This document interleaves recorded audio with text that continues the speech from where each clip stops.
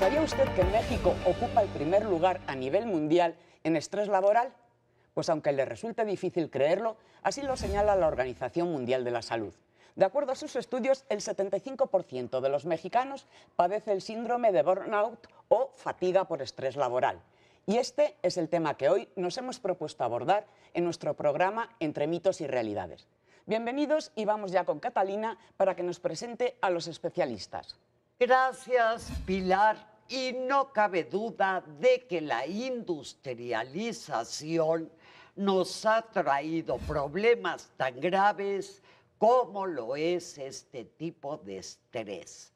Para ilustrarnos sobre este tema que tanto nos afecta, tenemos con nosotros al doctor Edilberto Peña de León y al doctor Manuel Carlos Ortega Álvarez. El doctor Edilberto Peña es neuropsiquiatra y director de investigación del Instituto de Neurociencias, Investigación y Desarrollo Emocional, conocedor a fondo de esta problemática.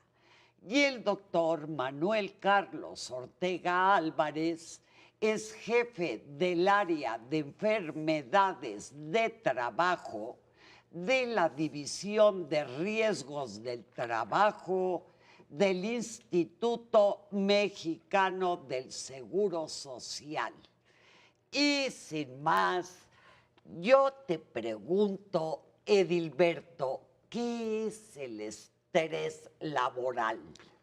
Para definir correctamente todo el término, tendríamos que empezar por hacer la disección. Estrés sería aquella patología en la cual me ponen a prueba el cuerpo. No todo el estrés es malo. Hay un eustrés, que se le llama, que es el estrés bueno, es en el que me pongo nervioso para dar resultados.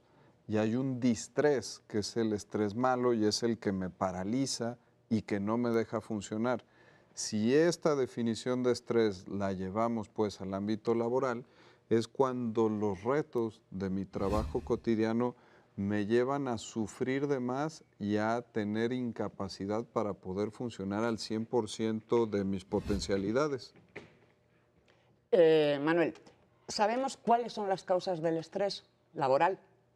Sí, por supuesto, cuando el organismo, como lo comentaba el doctor Peña, es rebasado en sus capacidades de respuesta, se presenta esta reacción del cuerpo.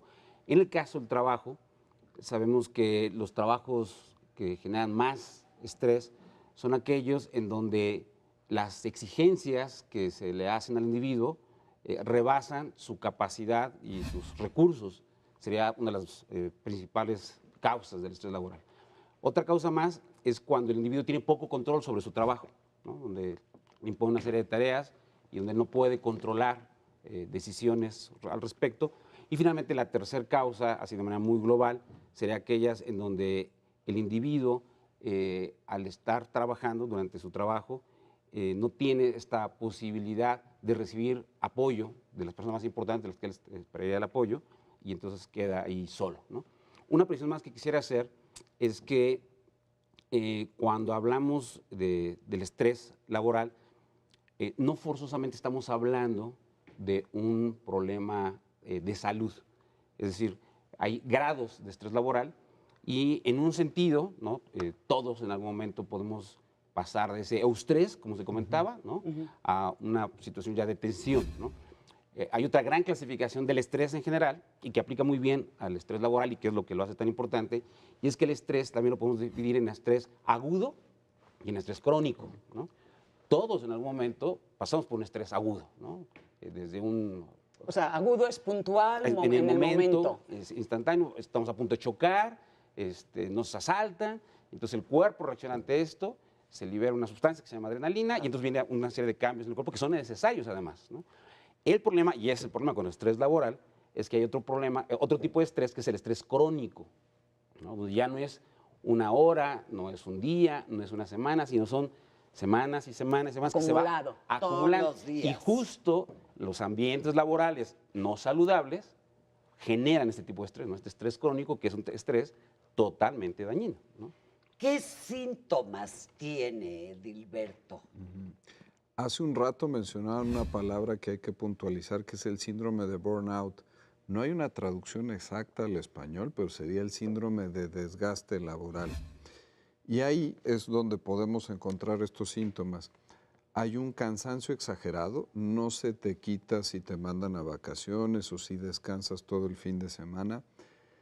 Terminas presentando una actitud cínica y apática sobre tu trabajo. Son esas personas que ya no le encuentran sentido, pero además siguen haciendo las cosas sin el interés de si van a salir bien o van a salir mal. Que podríamos decir que lo que yo le llamo la burocracia, ese tipo de personas que nada más están ahí. Pasando papeles. Sí, porque es gente que, como bien mencionaba el doctor, pues no ve un objetivo sobre las cosas que están haciendo, solo son una parte más de la cadena y como una parte más de la cadena un día se cansan, pero ese cansancio se lo dicen a la persona que es su superior y siguen las mismas condiciones. Y este tipo de desgaste es el que luego lleva a condiciones ya propiamente de enfermedades médicas. No es raro que vengan las lumbalgias como una clásica desviación del estrés laboral, otro tipo de contracturas musculares, el síndrome de fatiga crónica, la fibromialgia, el colon irritable, la hipertensión arterial, hasta algunas enfermedades ya propiamente neuropsiquiátricas como los trastornos depresivos o los trastornos de ansiedad, ya como patologías que empezaron como un estrés, pero ante una mala resolución pues terminan en enfermedades secundarias. A nivel laboral en México, el Seguro Social, por ejemplo, ¿cómo lo detectan? ¿No está considerado para dar de baja al trabajador, ausencias, causa ausentismo laboral también? Esta es una pregunta muy interesante porque cuando escuchamos la palabra estrés laboral, a lo mejor lo primero que viene en nuestras mentes es una enfermedad. Y en el sentido estricto, el estrés laboral no es una enfermedad. Lo que nosotros consideramos las enfermedades que se producen por el trabajo, que la ley así les llama, enfermedades de trabajo, tienen por un lado una causa, un origen en el trabajo propiamente y una alteración en el individuo. Una típica enfermedad de trabajo que todo el mundo ubica es se exponen a ruido y eso les va a dar una sordera, ¿no? O los mineros. Esa es la clásica, y digo, por siglos hemos tenido esta actividad en el país, entonces se exponen a polvos y hasta un niño de kinder sabe que pues, va a terminar enfermándose de sus pulmones por esos polvos, ¿no? ¿Qué pasa con el estrés laboral? Bueno, el estrés laboral ni es enfermedad, ni es propiamente esto que nosotros llamamos factor de riesgo, digamos que eso está a la mitad. Lo que genera el estrés laboral, como decíamos, nosotros lo conocemos como factores de riesgo psicosociales. Factores de riesgo psicosociales es precisamente la organización del trabajo, las características del trabajo, el contexto laboral donde se desempeña.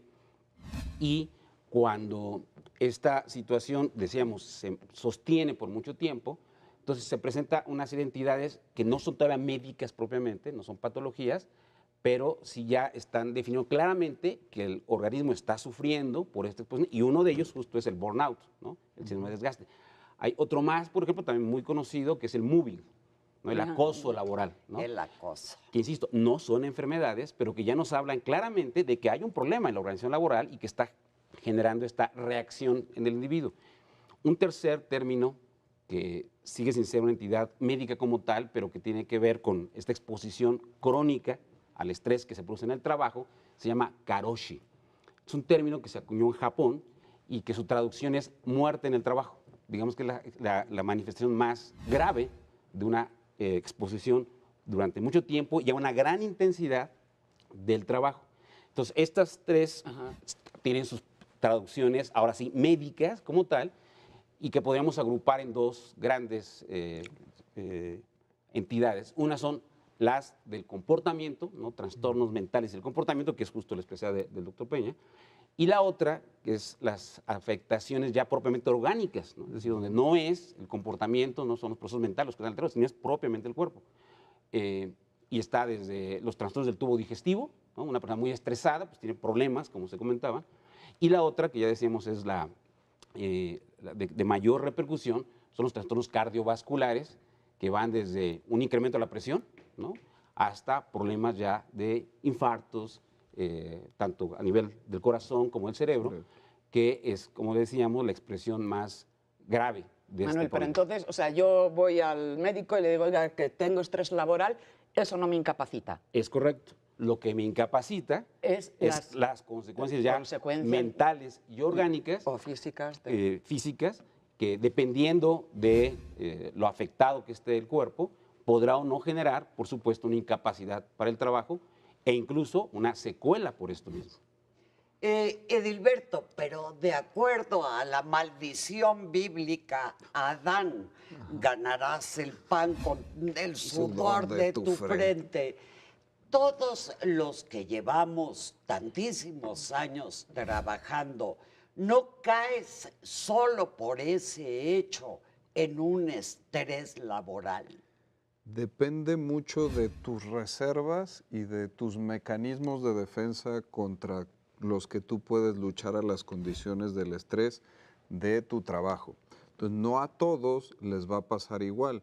Puedes tener dos personas que sean compañeros de oficina, que se vean expuestos a las mismas condiciones y uno se va a adaptar perfectamente a esas condiciones. Algún día podrá estresarse más, tener un insomnio si tú quieres, y otro va a terminar renunciando probablemente porque no lo pueda atender, y eso depende de estas características de defensa. Estos mecanismos son desde mecanismos muy inferiores como la negación, decir, no, pues es que no sirvo yo para este trabajo, el jefe no puede ser que esté haciendo así las cosas.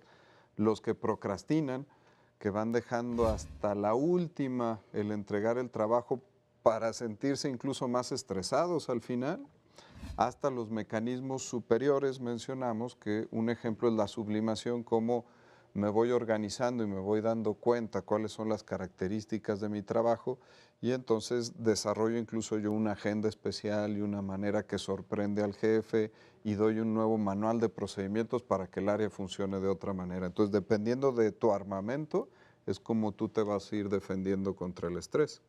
Catalina, un segundito. Nos vamos a ir a una muy breve pausa y regresamos inmediatamente. Gracias.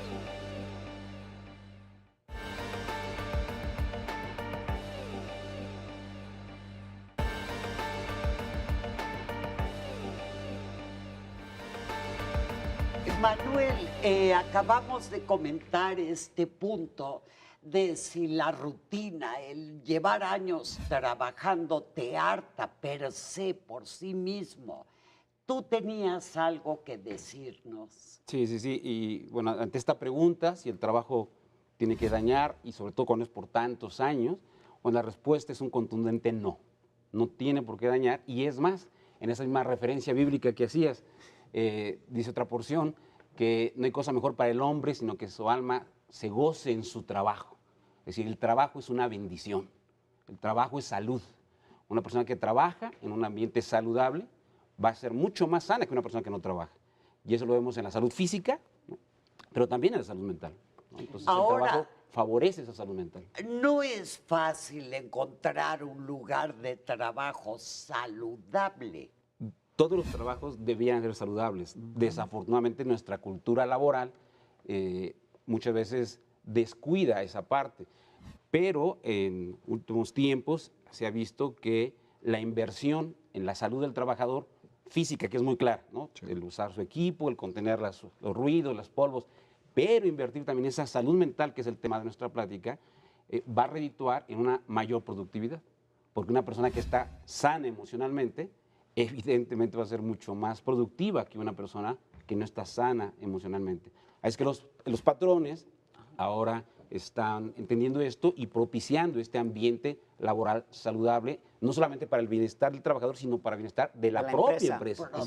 Pero, Edilberto, en esto que estamos hablando, hay yo creo que algunos mitos, porque también se dice o está la creencia de que una persona estresada es porque es exitosa profesionalmente o porque ocupa unos puestos importantes. ¿Es cierto esto o no? No. Hay grandes mitos al respecto. Hace algunos años, por ejemplo, se beneficiaba que las personas fueran multitarea. Te decían, mientras más cosas simultáneamente puedas atender, tú eres una persona que tiene más capacidades. Ahora está absolutamente demostrado que deberíamos de ser monotarea. Y entonces yo me voy a ocupar de una sola cosa, las priorizo, elijo la más importante, la voy resolviendo y cuando termine con ella me puedo dedicar a la segunda, a la tercera, a la cuarta y en este orden. Eso respondiendo un poquito al mito. La persona estresada, me encuentro frecuentemente en consulta con gente que dice, yo soy muy bueno trabajando bajo presión. Y en realidad son personas que... Es otro de los mitos. Es otro gran mito, que son generalmente estos procrastinadores que les mencionaba, que por algunas patologías terminan dejando todo hasta el final y pues sí, claramente ellos funcionan mejor bajo presión, pero es la única manera que tienen para funcionar. Si ellos funcionaran de manera ordenada, otro gallo nos cantara. Hablando un poquito de las cifras en Organización Internacional del Trabajo y Organización Mundial de la Salud, ahora ya se vio que si tú inviertes $1 en la salud mental de tu oficina y de tu trabajo, vas a ganar $4 más en productividad, como decía el doctor Manuel. Ahora se está invirtiendo la moneda donde si tú favoreces la salud mental y el ambiente laboral, tu trabajo, tu oficina, tu fábrica va a funcionar mucho mejor. Desafortunadamente, Manuel, en la actualidad no consigues el empleo que tú quieres. Es decir, por ejemplo, ves ingenieros manejando un taxi, ves personas que tienen que dedicarse a otra rama de su profesión o de su no profesión. Esto afecta. Por supuesto, así como una carga excesiva de trabajo, que es un típico factor de riesgo que genera estrés, lo contrario también genera estrés, ¿no? Una persona que está subutilizada, subocupada, donde su perfil, sus capacidades están no aprovechadas en trabajos que no son para lo que él fue formado, genera también esta sensación de desagrado que puede llevar a ese estrés y que puede llevar a todas estas reacciones que hemos comentado. Y bueno, acabando de cerrar una idea que me preguntabas hace un momento, finalmente esto sí puede llevar a una enfermedad, ya lo decíamos, sí, sí puede llevar a una enfermedad. En el IMSS lo estamos reconociendo, sí, sí lo estamos reconociendo, ¿no? Cuando se llega a un punto donde hay un daño objetivo que se estudia, que lo estudia el psiquiatra, que lo estudia el cardiólogo y que identificamos que está directamente asociado al trabajo, entonces nosotros lo reconocemos como una enfermedad de trabajo. Entonces cualquier persona que tenga una enfermedad, eso es importante, ¿no? Que ya esté la enfermedad, no que se siente estresada, sino que ya existe una enfermedad y que esa persona considere que esto pudiera ser debido a las cargas, las características, el tipo de trabajo que está desarrollando, lo que tiene que hacer es acudir a su unidad de medicina familiar y ahí es referido a los servicios donde estamos nosotros, los servicios de salud del trabajo, se hace un estudio y podemos entonces identificar si es o no causado por el trabajo. ¿Y cómo se le protege, Manuel? Eso también es otra pregunta muy interesante. En el Seguro Social estamos muy acostumbrados a pensar en el IMSS y pensar en batas blancas, ¿no? Pensar en atención médica. Entonces, en ese sentido, sí, hay una protección, hay especialistas, dependiendo de la área afectada, física o emocional, que estudian al trabajador, pero la otra protección que se le da es una protección económica, es decir, cuando una persona tiene un daño a su salud producto de su trabajo, la manera de pagar las incapacidades es diferente a cuando la enfermedad, ya sea físico o mental, no tiene relación con el trabajo. Nosotros le llamamos eso enfermedad general. Cuando esto es producto del trabajo, le llamamos de manera genérica riesgos de trabajo. Entonces los protegemos pagándoles al 100% desde el primer día y sin importar que tengan antigüedad o no. Y si de aquí se desprende una secuela, esa secuela, legalmente hablando, se llama una incapacidad permanente y entonces se le da una compensación por esa secuela que fue generada por un problema físico, lo más común, pensando en la protección a los trabajadores, es un dedo que se amputa, pero aquí lo interesante es que también hay cuestiones de secuelas mentales cuando la enfermedad ha avanzado de manera importante. Y la otra protección, que es la otra gran cara del IMSS, que cada vez está teniendo más presencia en nuestros derechohabientes y el público en general, es la protección, digamos, preventiva, ¿no? Es donde los vamos a proteger justo evitando que esto avance, o aún mejor, evitando que esto se presente, a través de toda una serie de actividades que se despliegan en el Instituto Mexicano de Seguro Social, que conocemos como prestaciones sociales, ¿no? Que es la forma de proteger, de prevenir que el estrés nos llegue a dañar por un mal manejo del mismo. Edilberto, en este sentido, las empresas o las entidades de trabajo tendrían que estar preparadas para evitar estos riesgos y cómo prepararse. Hay una definición de 9 factores, de 9 ítems que tendrían que buscar las empresas en un mecanismo preventivo. Desde definir muy bien cómo está la cadena de mandos, los objetivos, preocuparse por el sueño de sus trabajadores, de la exposición a riesgos, de su salud física en general. Si me voy preocupando de cada uno de estos apartados, estoy previniendo que mis empleados se vayan a enfermar. Y la otra vía sería la vía de la atención. Mencionábamos desde atender a la depresión y a la ansiedad, que muchas veces no son bien reconocidas, hasta definir muy bien un proceso en el cual alguien empleado de mi oficina puede solicitar atención médica. Hay que romper un poco estigmas y paradigmas porque lo más habitual es que yo me sienta mal ante mi empleador si voy a reconocer mi debilidad y que tengo una enfermedad y entonces voy a ir a solicitar atención médica y me van a dar una incapacidad. Entonces puede que me estén poniendo un tache para un ascenso o para un trabajo mejor. Entonces me callo, no digo nada. Sí, si hay un manual de procesos claro donde se habla desde el principio cómo atender una enfermedad, ya estoy vacunando ese tipo de estrés. Manuel, ¿qué tanto afecta la productividad? De una manera muy importante, porque como comentábamos, desde el hecho de que el trabajador rinda menos, ¿no? Una persona que está con un malestar emocional, ¿no? Que no está, digamos, en su mínima expresión, no a gusto con su trabajo por este estrés que se presenta, su rendimiento va a ser mucho menor. El siguiente grado sería donde ese rendimiento ya no le permite ir a trabajar, ¿no? Entonces hablamos de la incapacidad, ¿no? Días de incapacidad que se van sumando y que debiera ser un foco rojo para las empresas cuando se empiezan a dar cuenta que una gran cantidad de sus trabajadores se están incapacitando, porque evidentemente esto repercute en la productividad. Y la siguiente, el nivel, como decíamos, más elevado, es cuando ya incluso deja secuelas, ¿no? Todas estas situaciones, año con año, las empresas tienen que declarar al instituto su prima de riesgo de trabajo, y entonces sería otra forma más en que impacten su productividad, porque al tener más días de incapacidad temporal, más pensiones por una secuela, por incapacidad permanente, y en los casos extremos de funciones por estos motivos, esto tendrá que generar un mayor pago al instituto. Por eso el instituto alienta a la prevención haciendo el fenómeno contrario, ¿no? Si las empresas despliegan una serie de acciones preventivas, pues el efecto será inverso, ¿no?